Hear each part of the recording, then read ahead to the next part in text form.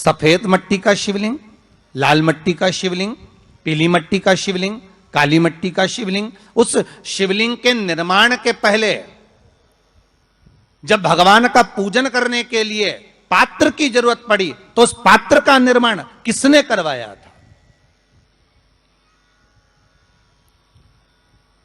और सबसे पहला पात्र निर्मित, सबसे पहला पात्र का निर्माण ये तांबा, सोना, चांदी, पीतल, इनके पात्र तो बाद में बने साहब। सबसे पहला पात्र बना ही काय का था? जम के बोलिए जरा, काय का बना था? सबसे पहला पात्र था ये मिट्टी का। आज भी हिंदू धर्म में भले तुम्हारे घर में सोने के कलश हो, भले चांदी के कलश हो, भले तुम्हारे घर में पीतल और तांबे के पात्र रखे हो, पर आज भी अगर ब्राह्मण कहेंगे कि हमें कोई यज्ञ करना है, अनुष्ठान करना है, हमें ये स्थापना करना है, तो ब्राह्मण एक ही बात कहेंगे कि तांबा, पीतल, चांदी के हमें पात्र नहीं चाहिए। ब्राह्मण कहेगा हमें मिट्टी के कलश लाकर रखो।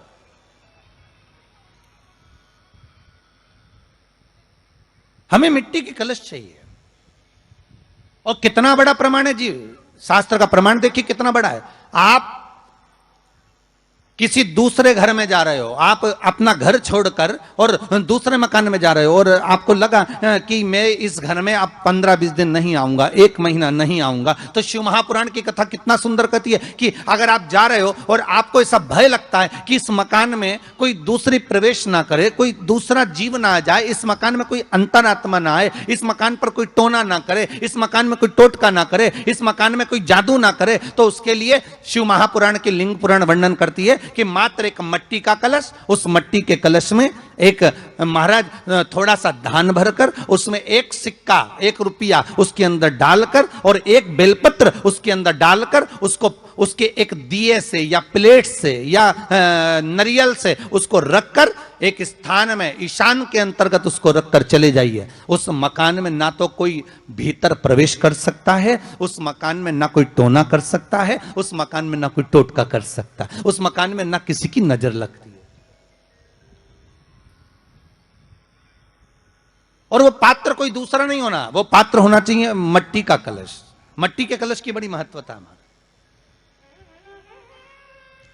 अब तो थोड़ा सा महाराज हो गया कि लोग हम मट्टी का कलश अगर तुम दोगे भी तो ब्राह्मण क्या काम में लेगा, तो ब्राह्मण जन कह देते हैं थोड़ा तांबे के 4 कलश लेकर आइए हो, तुम जरा स्टील के 5 कलश लेकर आइए, आप तुम तांबे के या ये बर्तन लेकर आइए। पहले इसका प्रमाण नहीं था, पहले प्रमाण था केवल मट्टी का कलश। स्थापना जो थी वो मट्टी का कलश, विराजमानता थी मट्टी का कलश, जिसका निर्माण स्वयं भगवान शिव शंकर, भगवान शंभु, भगवान त्रिकालदर्शी कैलाशी स्वयं लिंग पुराण के अंतर्गत शास्त्र वर्णन करता है कि जिसमें सुंदर शिवलिंग की स्थापना करी गई, शिवलिंग का निर्माण करने के लिए भगवान ने, और स्कंद पुराण में भी आता है यही बात, शिव महापुराण में भी आती है। और आपको पहले भी कथा में कहा कि ब्राह्मण सफेद मट्टी का शिवलिंग बना, पहले भी कथा में कहा, आज फिर कह रहा है। क्षत्रिय लाल मट्टी का शिवलिंग बना है, वैश्य पीली मट्टी का शिवलिंग बना है, शूद्र काली मिट्टी का शिवलिंग का निर्माण।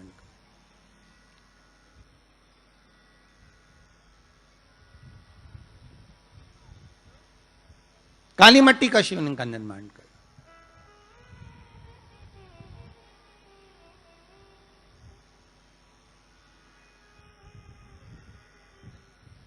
एक बहुत अच्छी बात कहें, अगर आप लोगों को अच्छा लगे तो अपनी जिंदगी में उतारना, ना अच्छा लगे तो उसको छोड़ देना, ठीक है। जितने लोग भी कथा सुन रहे हो बहुत ध्यान देना। ये जो पानी पीने का जो मटका होता है ना, जिसको हमारे यहाँ कलश कहा जाता है, हंडा कहा जाता है, जिसको हमारे यहाँ परिंडा कहा जाता है, मटका कहा जाता है, तो पहले जो मटका चलता था वो लाल कलर का चलता था, ठीक है।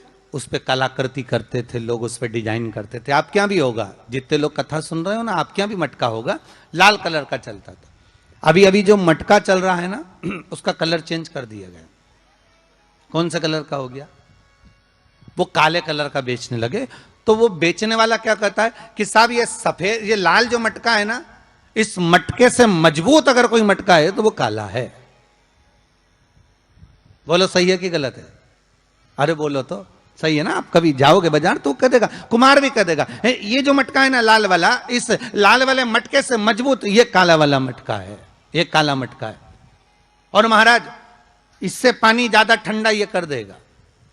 पर शिव महापुराण की कथा, लिंग पुराण की कथा कहती है, और अगर आपने बैसाख मास की कथा को श्रवण कराओ, बैसाख की एक कथा होती है, उसको अगर आपने श्रवण कराओ तो उसमें वर्णन आता है कि घर के अंदर जहां पर आप पानी पीते हो, जिस स्थान पर अन्नपूर्णा निवास करती है, जिस स्थान पर अन्नपूर्णा का वासा होता है, रसोई घर में जहां पर भोजन बनता है, उस स्थान पर काला मटका नहीं रखा जाता। काला हंडा, काला मटका उस स्थान पर नहीं रखते। पर आज फैशन के हिसाब से, अरे साहब वो ये मटका थोड़ा कम ठंडा पानी देगा तो ये मटका ज्यादा ठंडा पानी देगा, तो उसको काले मटके को रखें। पर हमारा शास्त्र कहता है काला मटका लोग रखते कहां थे? पहले जो शास्त्र रीति थी उस काले मटके को रखते थे जब मकान बनता था, जब प्रॉपर्टी बनती थी, जब जमीन बनती थी, जब जायदाद बनती थी, संपदा बनती थी, तो उस स्थान पर उस काले मटके को केवल नजरोटे के लिए, केवल हाय के लिए, केवल नजर के लिए रखा जाता था। उसको लोग लेना पसंद नहीं करते। पर आज के व्यक्ति को अगर कह दिया जाए कि ये दो मटके रखे हैं साहब, लाल भी है और काला भी है, तो कौन सा पसंद करेगा? वो काला वाला ही दे दीजिए साहब, ये पानी ज्यादा ठंडा करेगा, उसकी श्रेष्ठता रहेगी। नहीं, शिव पुराण कह रही, भगवान कुंभ का निर्माण कर रहे हैं, भगवान कलश का निर्माण कर रहे हैं, और भगवान स्वयं ब्रह्मदेव कर रहे हैं कि आप ऐसा निर्माण कर दो जिसमें 33 कोटि देवता स्वतः विराजमान हो जाए। तो भगवान ने उस कलश का निर्माण कर दिया। अब कलश का निर्माण करा तो स्वयं भगवान ब्रह्मदेव बोले, प्रभु इस कलश के अंदर मेरा स्थान कहां है? मेरा स्थान कहां है?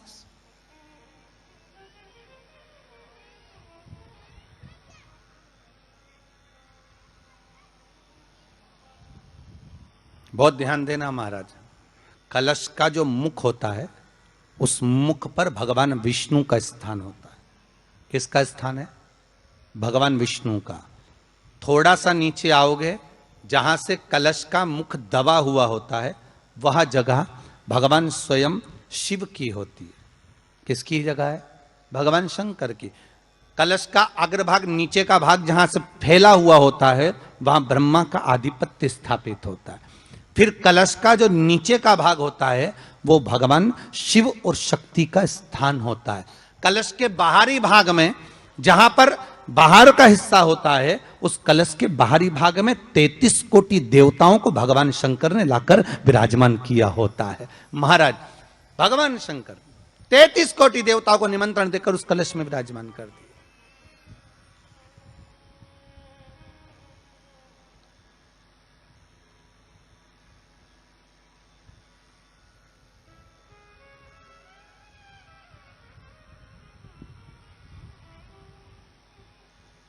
कितना सुंदर लिखा है देवी भागवत के अंदर कि जहां जगह पर किसी देवताओं को बुलाने की जरूरत नहीं होती, 33 कोटि देवता उस जगह पर स्वतः विराजमान हो जाते। स्वयं 33 कोटि देवता स्वयं वहां विराजमान। और कितनी महत्वता कलश की महाराज। आप लोगों से भी निवेदन है, क्षेत्रीय प्रतिपदा है आज, जिनके घर में ज्यादा रोग हो, बीमारी हो, ज्यादा तकलीफें आ रही हो, कष्ट बढ़ रहा हो, बीमारियां बढ़ रही हो, या भय लग रहा हो, डर लग रहा हो, हृदय चित्त में कहीं ना कहीं आपको भय का भान हो रहा हो, तो एक लोटा पानी, एक कलश में जल भर कर रख लीजिए और रात भर उसको रखे रहने दो। नवरात्र चल रहा है, उस कलश को रात भर रखकर सुबह सुबह उस कलश में एक बेलपत्र डालकर उस जल को नीम के पेड़ के नीचे, जहां चैत्री नवरात्रि में नीम के पेड़ के नीचे सारी विद्याएं, आद्य शक्तियां, सारी देवी उस नीम के पेड़ के नीचे विराजमान रहती हैं। उस कलश में एक बेलपत्र डालकर रात भर रखकर उस जल को पूरे घर में घुमाकर उस नीम के पेड़ के नीचे समर्पित कर दीजिए महाराज। घर में भय लगना बंद हो जाएगा, कोई बड़ी बीमारी आपको घेरेगी नहीं और उस बीमारी से, उस रोग से आप मुक्त रहेंगे। उस बीमारी से, उस रोग से आप मुक्त पाएंगे। वो बीमारी आपको घेर नहीं पाएगी। कलश का स्मरण भगवान निर्मित कर दिए। ये कलश मेरा प्रतिबिंब है। अब कलश मेरा प्रतिबिंब है ये तो कहा, पर भगवान शिव के पास में आकर स्वयं कामदेव की धर्म पत्नी रति रो पड़ी। आंखों से आंसू बह रहा है। कामदेव की धर्म पत्नी रति रो रही है। शिवजी अपनी साधना में लीन थे। भगवान शंकर नेत्र बंद करके शिव आनंद में विराजमान थे।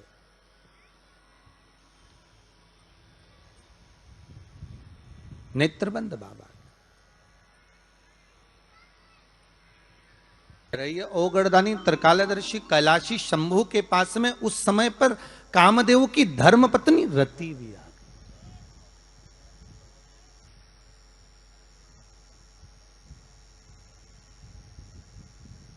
जिसके नयनों में जल भरा हुआ। शिवजी ने पूछा, बोलो रति, आप और यहां जब आपका पति जलकर भस्म हुआ तो हमने वर दिया था आपके पति को कि ये भगवान कृष्ण का पुत्र बनकर मिलेगा आपको। फिर क्यों आप यहां पर आई हो? क्या हो गया ऐसा? क्या चाहती हो आप? फिर आने का कारण क्या है आपका? किस लिए पधारी हो आप? महाराज, मेरा पति जो जलकर भस्म हुआ था, उसके भस्म होने पर मेरे ऊपर भी केस लगाया। तो भाई केस तुम्हारे ऊपर किसने लगा दिया? ऐसा क्या हो गया कि तुम यहां मेरे पास में आई? प्रभु, बात इतनी सी है कि मेरा पति जब आपके नेत्रों की ज्वाला द्वारा जलकर भस्म हो रहा था, उस समय पर वो आम के पेड़ पर बैठा हुआ था।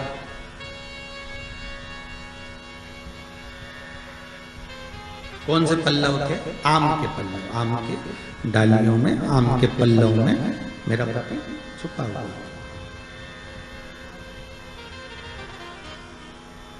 तो फिर क्या चाहती है? भगवान से मां रति कह रही है, दिक्कत केवल इतनी सी है कि मेरा पति जलकर भस्म हुआ, वो आपने वर दे दिया कि वो कृष्ण के पुत्र बनकर हमें मिल जाएंगे। वो हम मान रहे हैं, सब जानते हैं हम, ठीक है।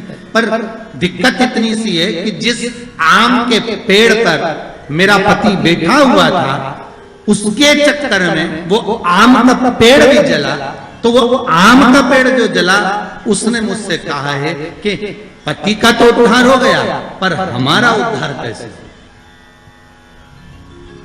अब देखिए, कई लोग कहते हैं प्रश्न करने वाले पीछे नहीं हटते महाराज, बहुत प्रश्न करते हैं और प्रश्न कर कर पूछते हैं, गुरुजी ये कलश के ऊपर आम के पत्ते क्यों लगते हैं? उसका उत्तर है, ध्यान दीजिए।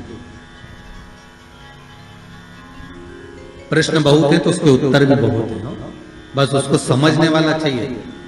और आप लोगों को तो आज बहुत बहुत भगवान ने कृपा करी है, जो आप पहले दिन ही कलश स्थापना होती और पहले दिन ही आपको ये ज्ञान हो जाए कि बच्चे पूछे कि कलश क्यों रखा जाता है, कलश के ऊपर आम के पत्ते क्यों लगाए जाते हैं, कलश के ऊपर नारियल क्यों रखा जाता है, कलश के ऊपर 9 बार मोली क्यों बांधी जाती है, मोली मतलब लच्छा नाड़ा 9 बार क्यों लपेटा जाता है नारियल के ऊपर, कलश के ऊपर जब रखते हैं।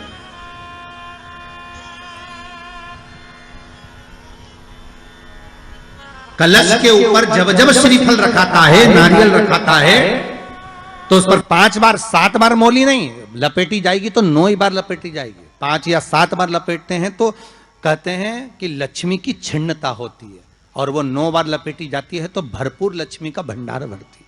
क्यों क्यों कहते हैं?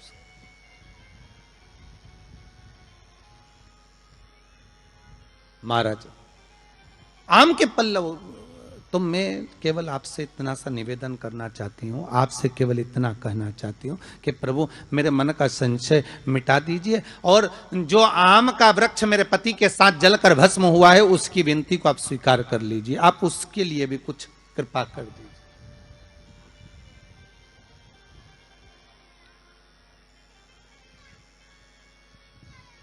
इसी को कृपा कहते हैं, इसी को करुणा कहते हैं, इसी को दया कहते हैं। भगवान बोले अब आप आई हो रति, ठीक है, मांगो क्या चाहिए, बस इतनी कृपा कर दीजिए कि आम के वृक्ष का भी उद्धार कर दो।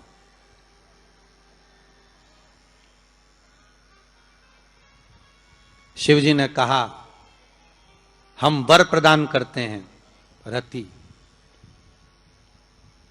जहां शिव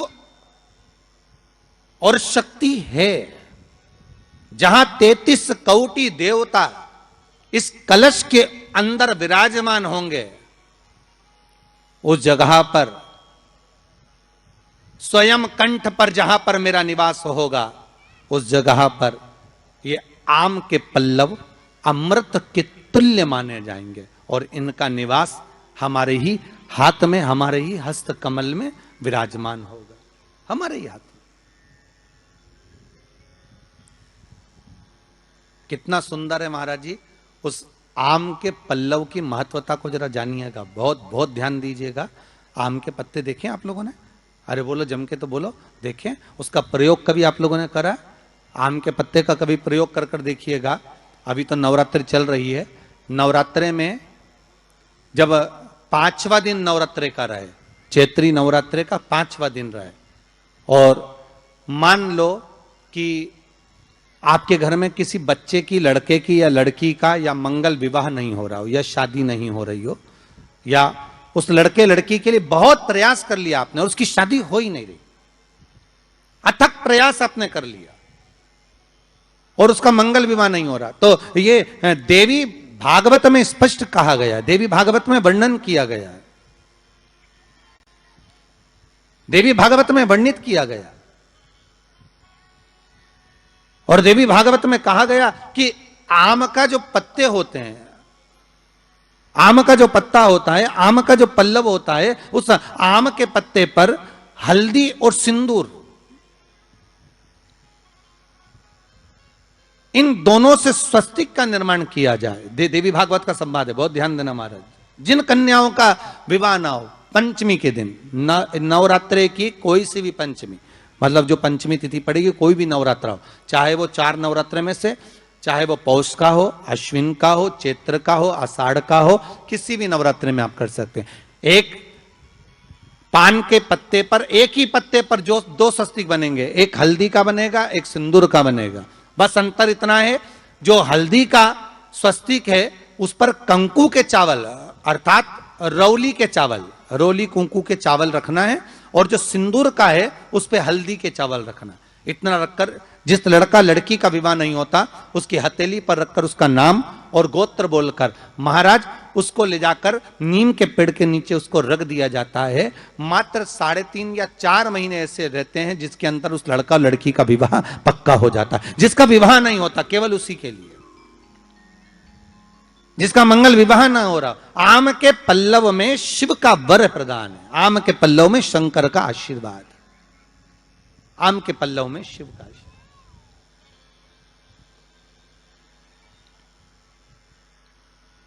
भगवान भूत भावन भूतेश्वर मेरे शिव, मेरे करुणा सागर, मेरे शंकर, मेरे त्रिकालदर्शी, मेरे कैलाशी, मेरे भोलेनाथ स्वतः कह रहे हैं, अरे रति तुम रोती क्यों है, तुम्हारे रोने का कारण क्या है? प्रभु मेरे पति के साथ ये आम का पेड़ भी जलकर भस्म हुआ, आम का पेड़। भागवत जी किस किसने सुनी है? हाथ उठाओ जरा, जिन जिन ने भागवत जी सुनी है। आप लोगों ने सुनी है भागवत? रखिए हाथ। अगर आप लोगों ने भागवत सुनी होगी तो उसमें वर्णन आता है, तक्षक नाग डसने के लिए जब जा रहा था तब ब्राह्मण देवता जो जहर उतारना जानते थे उनको लेकर राजा परीक्षित के पुत्रों ने अपने दूतों को भेजा था लाने के लिए कि एक ब्राह्मण ऐसे हैं कि वो तक्षक नाग का जहर उतार सकते हैं, वो तक्षक नाग के जहर को समाप्त कर सकते हैं, तो आप उनको लेकर आओ। और वो तक्षक नाग का जहर उतारने वाले उस ब्राह्मण को लेकर जा रहे थे, तो सर्प ने विचार करा, तक्षक नाग ने कि बताओ ये तो गजब का काम कर रहा, अगर ये ब्राह्मण पहुंच गया तो ये ब्राह्मण तो सर्प का जहर उतार देगा। तो सांप तक्षक नाग को ये चिंता लग गई कि मेरे को ही डसना है और मेरे ही जहर ये उतार देगा, और डसने भी एक ही बार है और मरना चाहिए परीक्षित को श्राप लगा, अब करूं तो करूं क्या। तो सर्प ने विचार करा कि मैं एक रूप रख कर जाता हूं और इस ब्राह्मण की परीक्षा लेता हूं।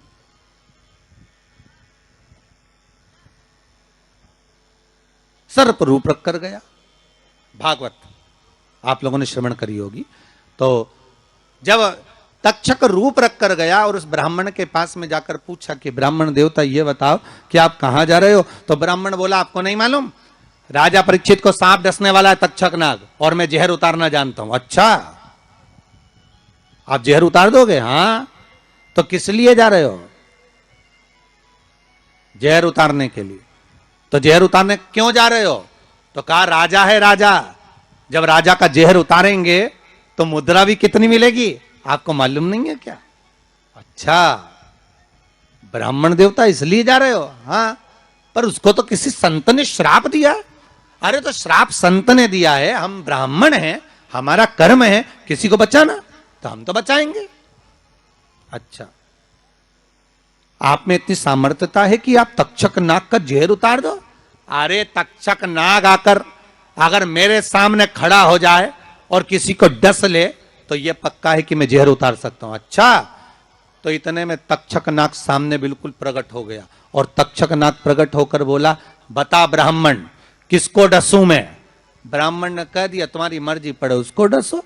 सामने एक पेड़ था, उस पेड़ को ब्राह्मण ने उस तक्षक नाग ने डस लिया। अब तक्षक नाग ने उस पेड़ को डसा और डसने के बाद में वो पेड़ पूरा जल गया, पूरा जल गया। अब पेड़ तो जल गया पर ब्राह्मण जो था जिसको परीक्षा देना थी, वो ब्राह्मण को यह नहीं मालूम था कि इस पेड़ पर एक संत बैठकर साधना कर रहा था, तपस्या कर रहा था, और जब वो पेड़ जला तो वो संत भी जल गया, संत भी जल गया। अब जब संत जल गया, ब्राह्मण ने हाहाकार की आवाज जब सुनी तो आंखों में जल भर गया। आखिर हुआ क्या?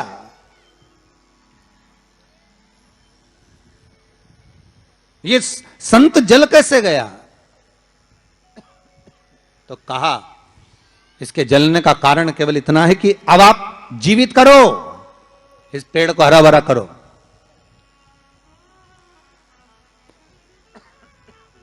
इस पेड़ को हरा भरा कर दीजिए।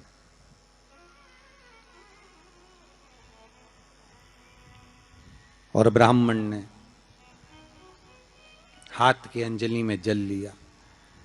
हाथ की अंजलि में जल लेकर ब्राह्मण उस जल को पेड़ के ऊपर छींट रहे थे, तो सबसे पहले ब्राह्मण ने यह मन में सोचा कि भोलेनाथ शंभु त्रिकालदर्शी है कैलाशी, कृपा ऐसी करना कि सबसे पहले जो पेड़ पर जो संत बैठा था वो जीवित होना चाहिए। जो वृक्ष पर संत बैठा है वो जीवित होना चाहिए।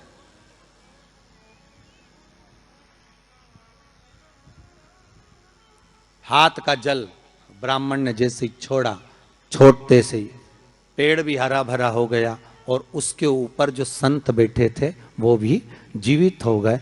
जीवित हो गए तो तक्षक नाग को ये लगा कि इसने एक जले हुए पेड़ को जीवित कर दिया, वापिस हरा भरा कर दिया, और इसने ऊपर बैठे हुए संत को वापिस जीवित कर दिया। तो ये पक्का है कि मतलब ये तक्षक नाग का जहर, मतलब मेरा जहर राजा परीक्षित को उतार सकता है। तो तक्षक नाग ने अपनी बात को पलटा और पलट कर कहा महाराज जी हाथ जोड़कर निवेदन करता हूं, जितना राजा परीक्षित के पुत्र आपको धन देंगे उससे 1000 गुना धन मैं आपको देता हूं। ब्राह्मण ने कहा ठीक है, अगर दक्षिणा से बड़ी दक्षिणा हमको एक ही जगह पर मिल रही है तो फिर हमें जाने की जरूरत क्या। ब्राह्मण ने दक्षिणा ली, वापिस मुड़ गया, वापिस मुड़ गया।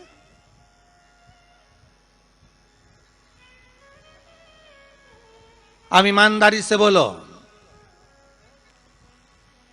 वो ब्राह्मण नरक गया होगा कि स्वर्ग गया होगा? जरा जम के बोलना हो, सुनाई देना चाहिए हमको। कहां गया होगा? नरक। काय में लिखा है? देवी भागवत में।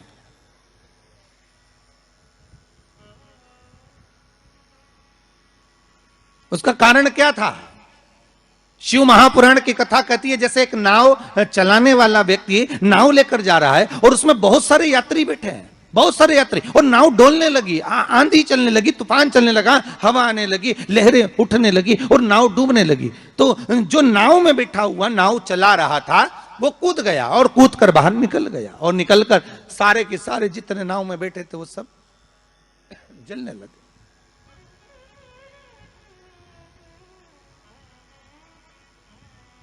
जितने नाव के अंदर बैठे थे वो सारे के सारे जलने लगे।